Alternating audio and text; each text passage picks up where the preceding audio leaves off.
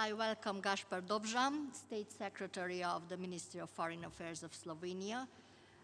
Thank you for being with us here today, and we are very keen to listen to you about the Slovenian approach to enlargement policy, the Slovenian presidency's approach, and thanks for everything the Slovenian presidency already did so far for this enlargement process to be in the pipeline and remain in the pipeline. And we hope that next week, we have big hopes in the Slovenian presidency that next week or during the General Affairs Council, and there will be some decision taken, and there will be a push towards the process. Please, the floor is yours. Thank you very much. Dear Minister Varga, thank you very much for the invitation and for hosting this excellent event. Dear Commissioner Vaheli, dear Minister Juksimic, dear Member of European Parliament Dali, I'm really glad to be in this distinguished company today at this distinguished institution and such a beautiful building. So it's really a pleasure to be here and having a really open debate on the future of Europe. That, of course, entails also, as we all believe, enlargement. Much has already been said, so I don't think I will say something new, but it has to be said every time that enlargement really is key strategic choice for Europe and the key question of our future. If you look at the map at the moment, you can see very easily that enlargement is far from being complete. And as long as it stays like this, the political process that started with the fall of the Berlin Wall is not complete. And I think it has been said already today that sometimes enlargement is being tackled too technically. And indeed, enlargement is far from a technical process. Of course, it's also a technical process because you need to negotiate and you need to fulfill the criteria. But first of all, it's a political process that should lead the countries of Europe together to the common platform that we call today European Union. The question of organizing the relations between member states and the relations to the outside world in the old continent, basically, it's very old.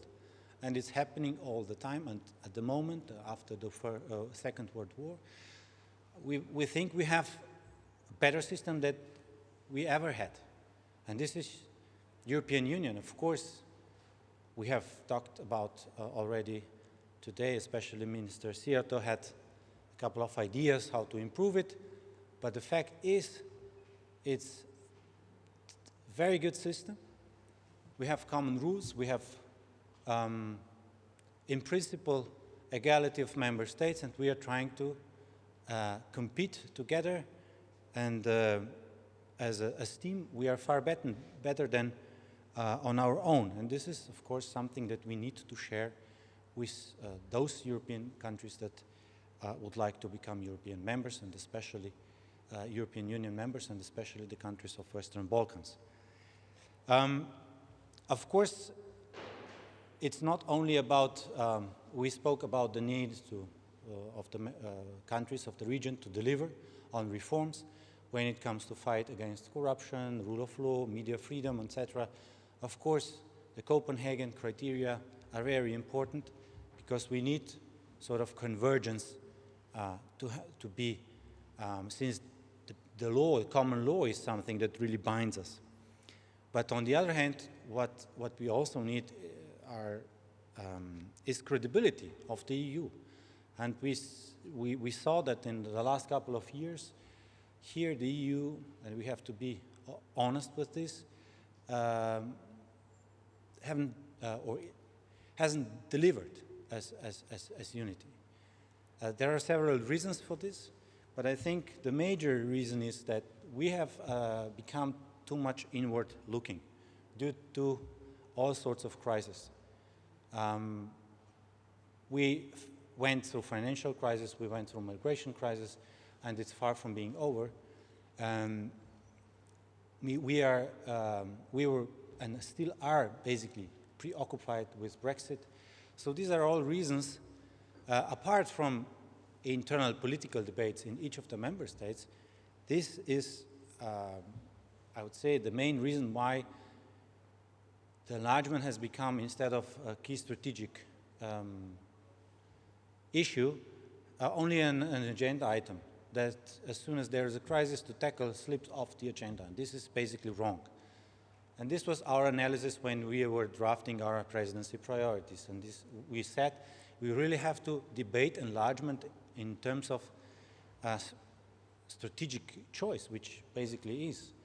And this is why we organized and hosted the EU Western Balkans Summit at the beginning of October in near Kran at Brdo. We were very glad that we reached an agreement on that declaration. It's no secret that we were, as Slovenia and as presidency, even more ambitious.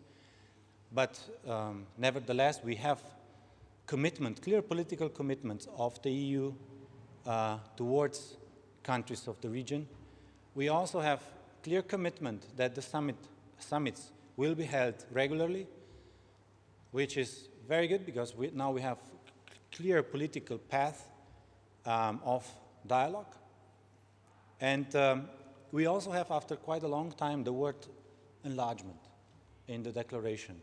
So this was, these were, let's say, 3 breakthroughs, which are important for the future. So besides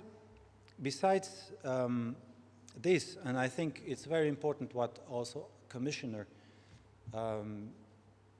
Varhelyi explained, all the activities that are launched by the Commission in order to help the region to integrate and to develop. And the EU financial package has been mentioned of 9 billion with possibility of engaging altogether 30 billion guarantees for the region. This is a really good opportunity that should not be wasted. And I think it's something that will define the path, economic and social path of the region for the next decade. And it's a tremendous opportunity to improve connectivity, to provide more jobs, to attract young people to stay at home, to see the perspective, but also to converge with the European Union when it comes to improving welfare. And we are seeing also in some countries, and especially in Serbia, the minister is present here, we are seeing very positive economical developments. And I think this needs to be strengthened, and with the EU financial package, this will also be possible.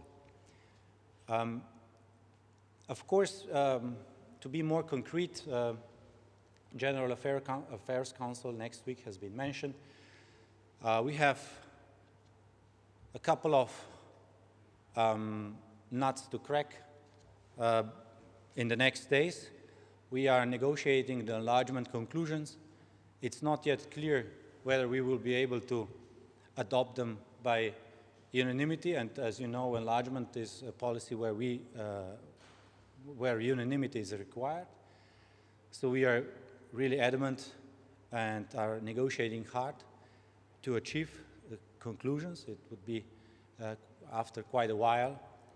The next thing is that we are waiting, but also supporting as much as we can the dialogue between Bulgaria and North Macedonia on the several bilateral issues that concern identity and, of course, very important topics, but not necessarily, when it comes to European future, I would say not necessarily topics that should be negotiated in the enlargement negotiations.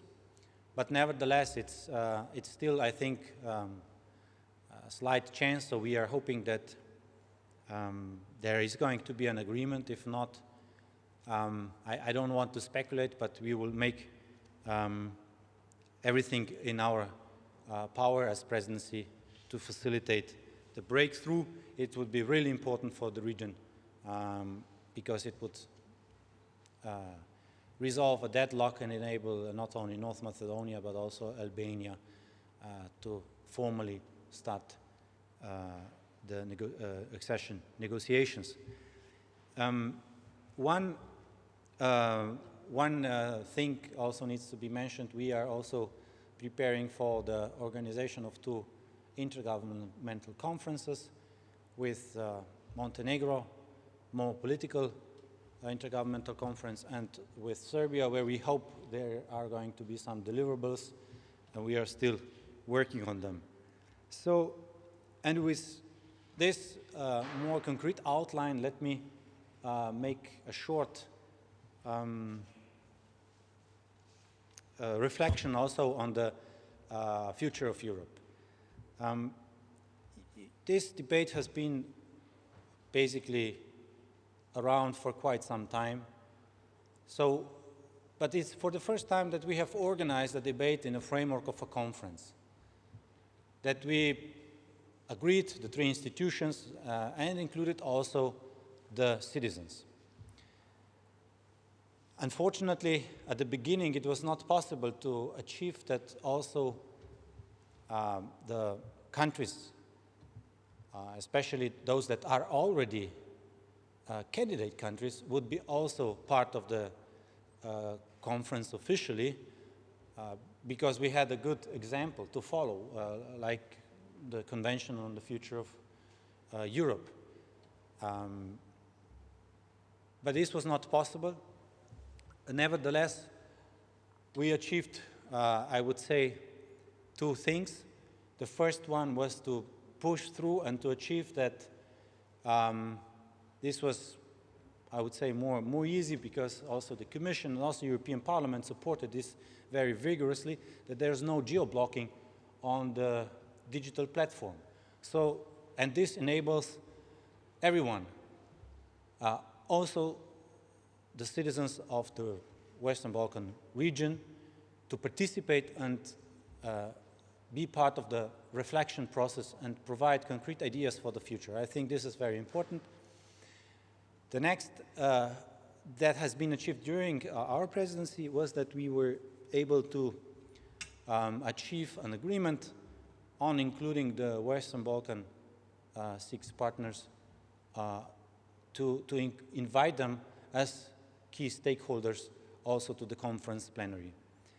And we as presidency, we are trying to open the process further, because we think that also Eastern partners should get those that really want to or are considering asking for EU membership should also receive, let's say, an invitation. But it is something that still has to be decided upon. But we were definitely very adamant supporters of opening the conference also for important stakeholders, also for example, like different religion groups to be part of the process and to provide for their ideas. We'll see how the whole process will continue. Unfortunately, it has been a little bit, I wouldn't say interrupted, but delayed due to the pandemic. And at the moment, we are still facing, or again facing, deteriorating situation. So we are hoping that we will be able to, with the help of new digital technology, to continue the process further without much delay, including also the very important ideas and proposals coming from the region and from other stakeholders, not only from institutions, but also from citizens. And let me conclude maybe with one, I would say, reminder that there's also a great danger in the debate on the whole process on the future of Europe. And I think the biggest danger, the way I see it, is that there are certain attempts to decouple European democracy from democracy as such, because in the European Union we are multi-level governance systems, and we have, of course, member states as masters of the treaties, and of course some of the member states also have regions where democracy is also embedded also on local levels. So this is very important, and speaking about European democracy, of course it's important, but to detach the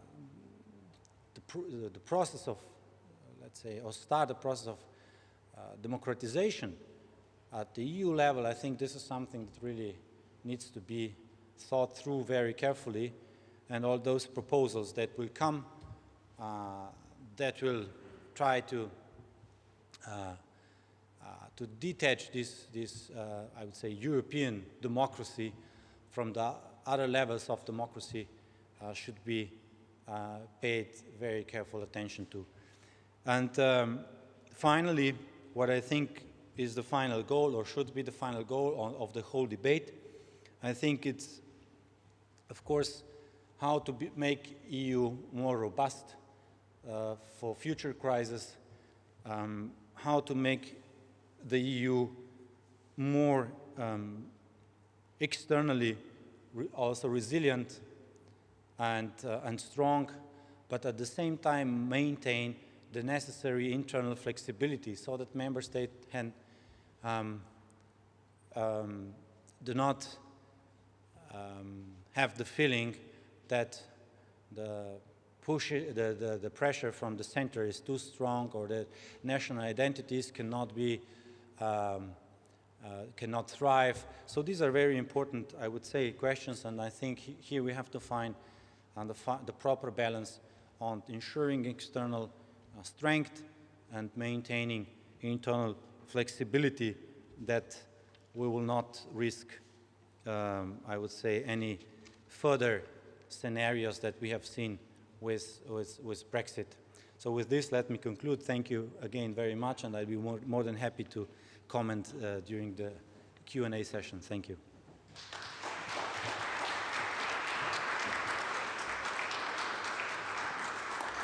Thank you very much, Mr. State Secretary, for your excellent presentation and your interesting thoughts. We can very much agree what you have just said with the challenges and what we have to think over when we are discussing the future of Europe in the framework of this conference.